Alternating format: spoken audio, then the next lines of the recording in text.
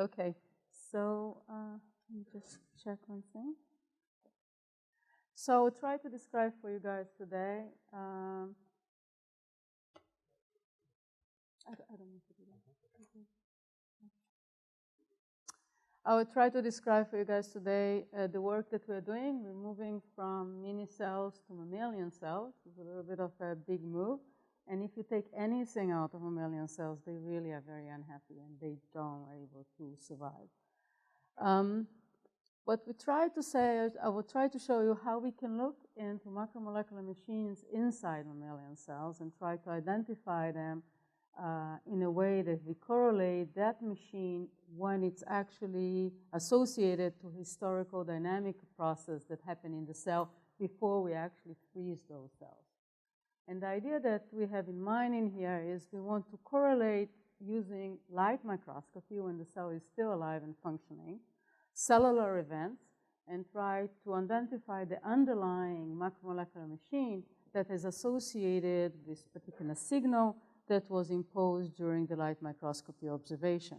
We want to do it with a high fidelity and high accuracy, and we want to try to cross multi-scales in that particular thing, not only when the live cell is dynamic, but also there is a very large difference in the sizes of what we can actually look between a live cell and regular machines using cryotomography. And I'll give you the example of one of the topics that we concentrate in the lab, which is directed cell motility. Directed cell motility, and you see here, when it's the cells or a bunch of cells attached or feel a substrate, they immediately separate from their main site and they start moving in a particular direction.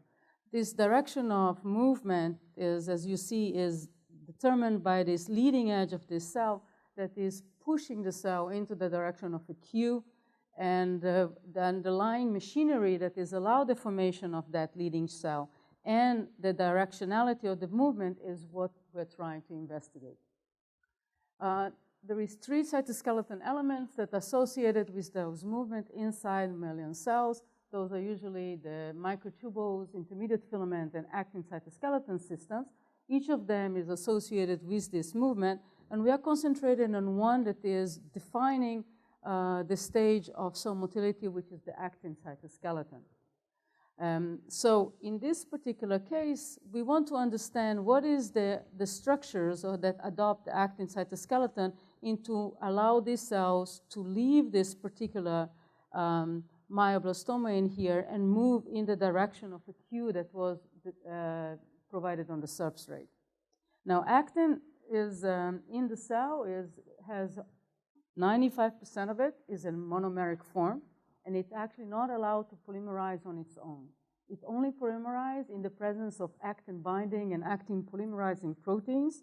There are about 150 different proteins. Each combination of those is determining different structures that are beautifully characterized both in light and conventional microscopy, and those structures are strikingly different in the mechanical problems, in the young modules of them, as well as in their organization. So a combination of one of the 150 proteins together, like 10 of them usually, is dictating the structure that those polymers, when they're polymerized, they're actually going to adopt. These structures are spatially defined.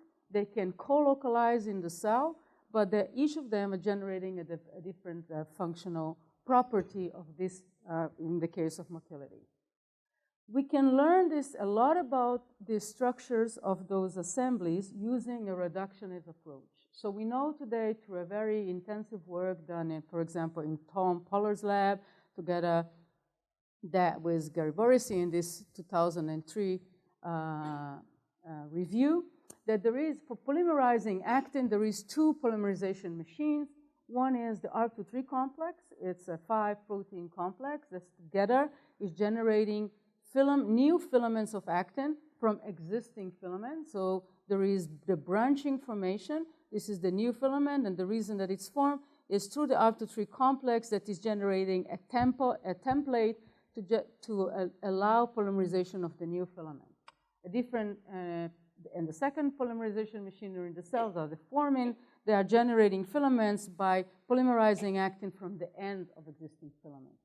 So the R2-3 complex can generate in a tube a branch actin network by the ability of having 5 proteins. If you have in there ACT8, which is the region that is will polymerize, ATP, capping proteins, and R2-3 complex, you can generate over beads in here.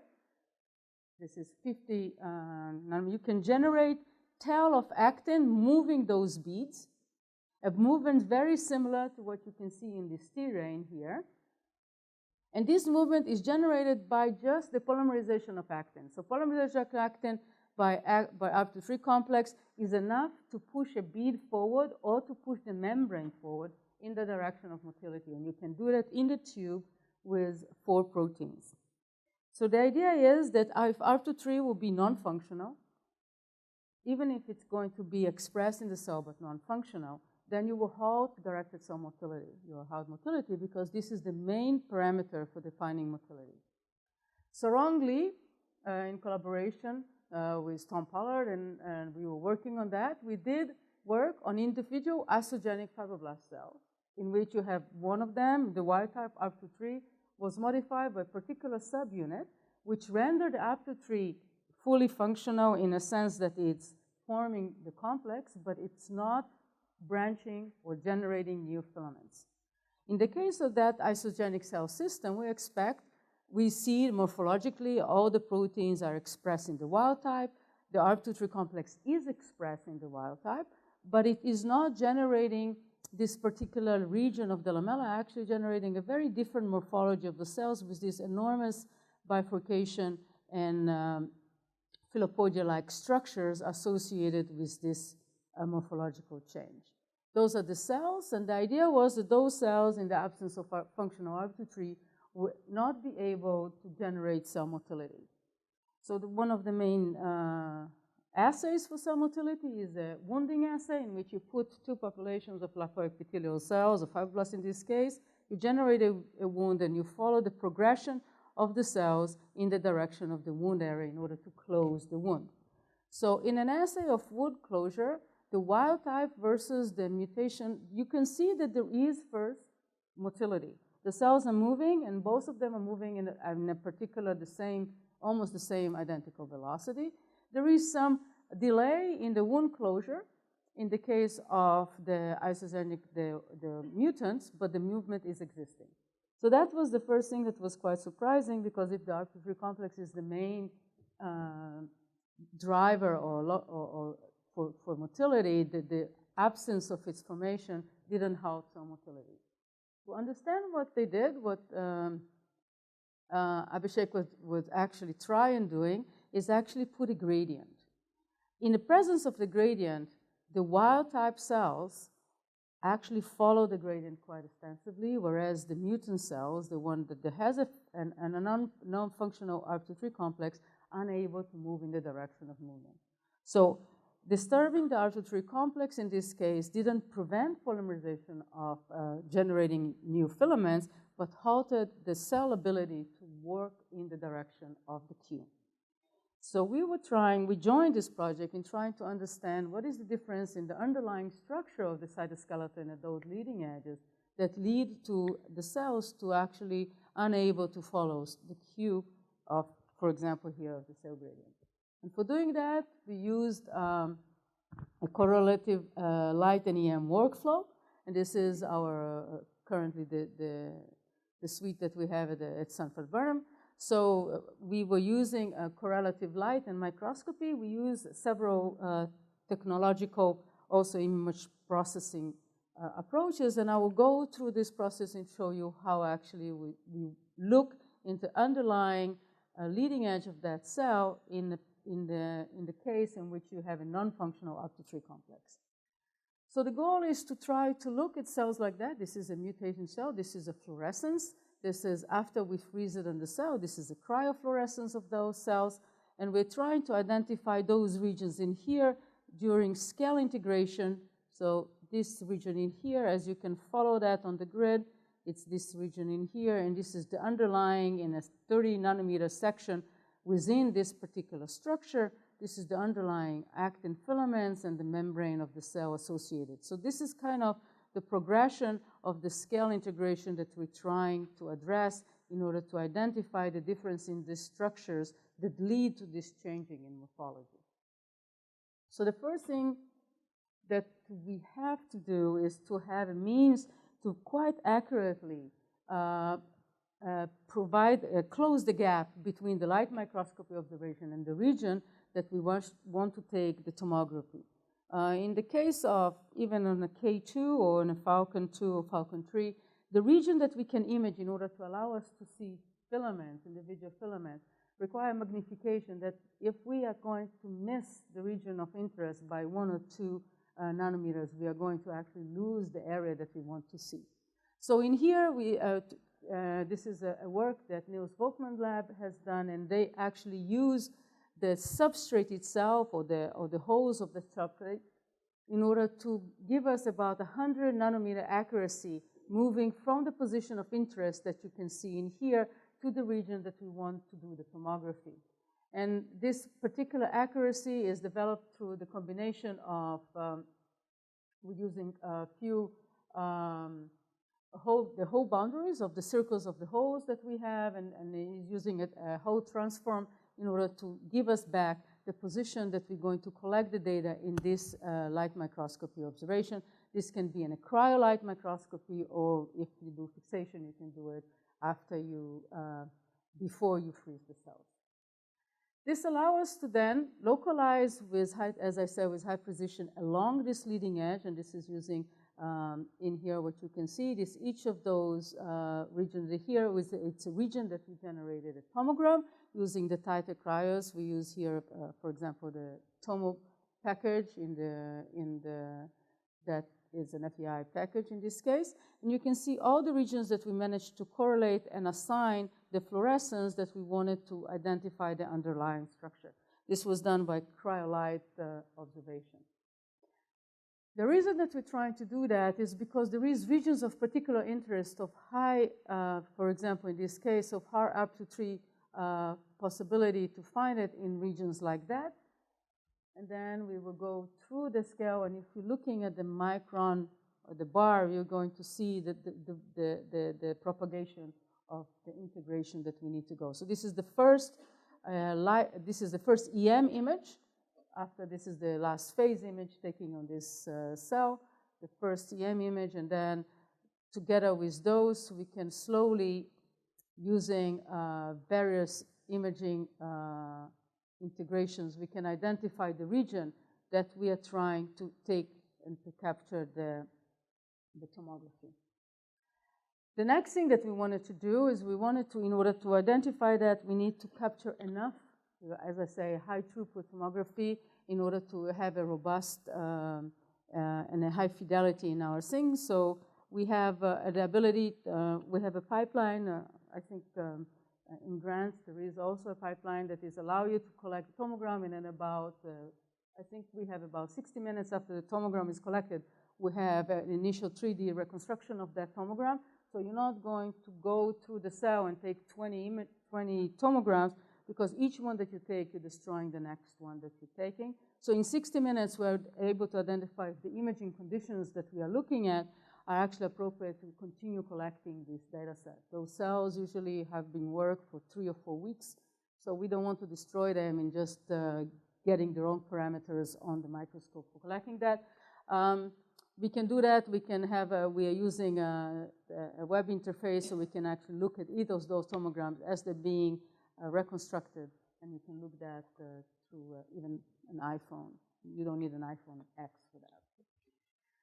In any case, so the first thing that you can see that the observation is that this is the wild type cell. You can see those particular filopoidal structures, and we are trying to see what is the structures underlying in here. You can see the magnificent difference already, just you can see by eye, between this particular region and this that require about 6 consecutive tomograms in order to look at one of those filopoidal and the mutated cells. So the amount of, it's very clear that the amount of actin that polymerize in the mutant cells in the absence of RP3 complex is significantly larger the amount of actin that is actually in the wild type cells in order to hold those particular protrusions.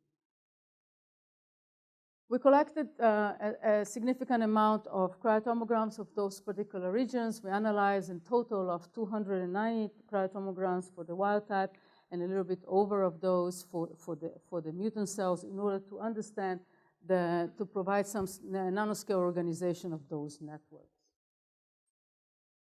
The first complication that you see when you're looking inside a mammalian cell, and you can see here about 40 nanometer section. So if we're looking at that leading edge, you have about 200 nanometer of cell that you're actually doing in the tomogram. This is in the 30 nanometers within this volume. You can see the amount of things that you can just identify by eye and actually the crowding of this area. You can see the mitochondria in here. You can see this beautiful organization, the ATPase, that for some reason all of us are talking today about. And you can see individual ones sitting on those, on the cisterna. You can see intermediate filaments encasing this mitochondria. You can see this is an actin filaments. Those here are the thinner one. This is intermediate filament. The thinner one, you can see ribosome in those regions. And the main thing that you need to try to understand in this particular area is to try to identify the macromolecular machines that are you looking and being involved. If you go through the literature and a region like that, this is like another region and similar on the same tomogram. This is just 60 nanometers above the substrate. You can see that similar to La Jolla, the location of the region on the cell determine how much it's going to be crowded. But the idea of identifying those structures without any ability to have markers, it's quite a task. We know that about in this cell, there is about, in this region, about a fifth or a tenth of the molecules that are here has been identified by domains in crystal structures. So the amount of things that we even know that are here are about less than a tenth of the volume that we are going to analyze through. So the reason that we cannot have markers in that is if we put a marker like an antibody, in order for an antibody to get inside that cell, we need to perforate the membrane. Perforation of the membrane to the antibody entering immediately will release a significant amount of cytoskeleton elements out of that cell. If this is the question that we want to ask, we cannot allow the membrane to be perforated. In addition to that, if we have a way to have an antibody there, like, or even a GFP in that case, an actin monomer is about 40 kD. If you have a GFP that is a 40 kD that is going to be encasing that particular region, or an FAB that is going to be 140 kD on top of that filament, the probability for us to identify the structures is already quite limited.